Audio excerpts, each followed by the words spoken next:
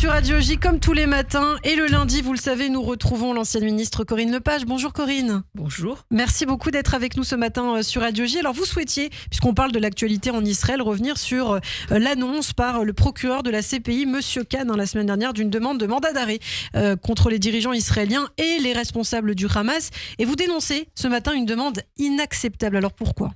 Alors, la CPI devrait jouer un rôle très important. Ce que je dénonce, c'est les conditions dans lesquelles tout cela s'est fait. Et j'ajoute que M. Khan lui-même n'est pas très à l'aise, puisqu'il a pris soin hier soir de préciser qu'en fait, il n'avait pas voulu mettre sur un pied d'égalité le Hamas et Israël. Ouais, sauf que il y a une concomitance des dates qui laisse supposer une assimilation de l'un à l'autre.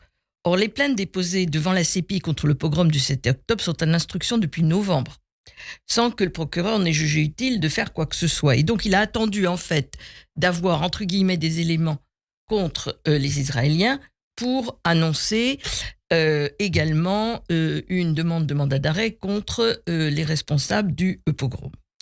Ensuite, le crime de génocide n'est pas retenu contre le Hamas. Les crimes imputés aux Israéliens ne semblent reposer que sur des données communiquées par le Hamas dont l'ONU elle-même a reconnu qu'elles étaient fausses. De plus, il semblerait que le transport sur place que devait faire le procureur ait été annulé. Donc, si vous voulez, les faits mêmes sur lesquels repose cette décision apparaissent à minimum ténus.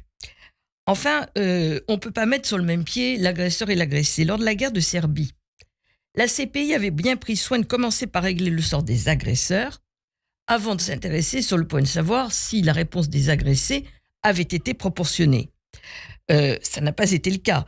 Et j'observerai que personne n'a songé à poursuivre devant la CPI les pays occidentaux lorsque on a rasé Raqqa, en fait, pour se débarrasser de l'État islamique. Alors, il y a un deux poids, deux mesures selon vous, Corinne, clairement.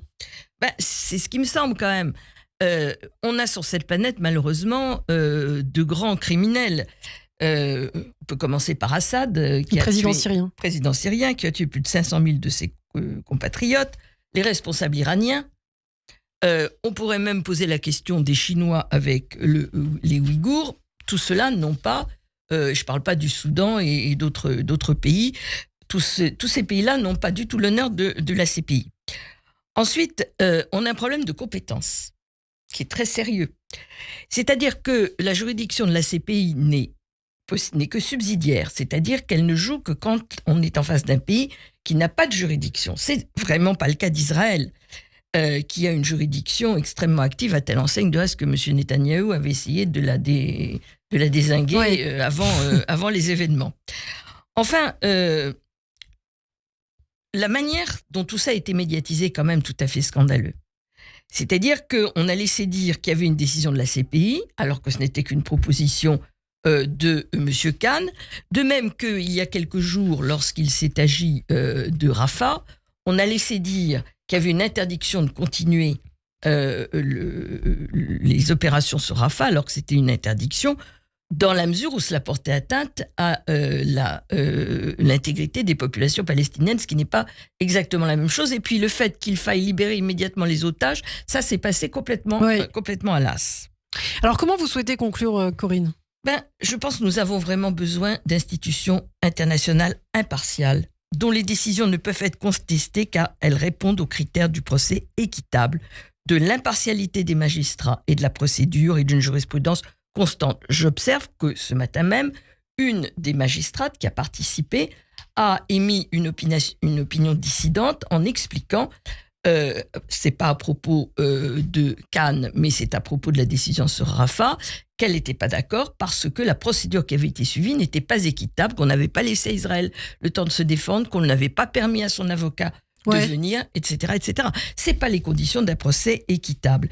Donc, moi, je suis un défenseur des organisations internationales, la CPI. Je pense que c'est des institutions qui sont absolument indispensables, mais nul ne doit suspecter la femme de César. Autrement dit, il faut revenir à un système impartial avec des magistrats sur lesquels aucun doute ne peut planer quant à leur impartialité.